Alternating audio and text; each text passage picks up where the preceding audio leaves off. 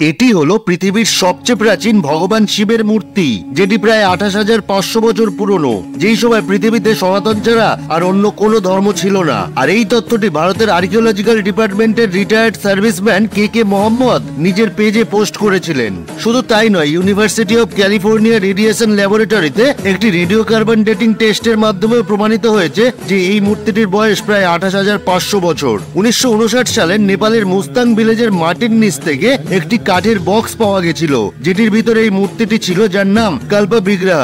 বক্সটি তিব্বতের এক সন্ন্যাসী পেয়েছিলেন। এরপর উনি ইউএস এর এক সিআইএ এজেন্টের হাতে বক্সটি তুলে দিয়েছিলেন, যদিও এটার জন্য চাইনিজরা ওই সন্ন্যাসীকে হত্যা করেছিল। পরে যখন ক্যালিফোর্নিয়াতে সেই কাঠের বক্সটির রেডিও কার্বন ডেটিং করা হলো, তখন জানা গেল সেটি প্রায় 28,450 বছর পুরনো, যেই সময় না ছিল মিশরীয় সভ্যতা আর না ছিল কোনো মহেঞ্জোদারো বা হরপ্পা সভ্যতা। আর মূর্তিটি কোন ধাতু দিয়ে তৈরি সেটা আজও জানা যায়নি, কিন্তু বর্তমানে ব্যবহৃত কোনো ধাতু ছিল না ওটার মধ্যে। অনেকে এটিকে ভগবান শিবের মূর্তি বলে, আবার অনেকে ভগবান বিষ্ণুর মূর্তি বলে। তবে যাই হোক, এটি হিন্দু ধর্মের কোনো এক ভগবানের মূর্তি, এটুকু কনফার্ম। এক অনলাইন সূত্রের খবর অনুযায়ী ক্যালিফোর্নিয়াতে কিছু বছর থাকার পর এই মূর্তিটিকে ভারতে পাচার করা হয়েছিল, কিন্তু তারপর আর কোনো খবর পাওয়া যায়নি এই কাল্পা বিগ্রহের।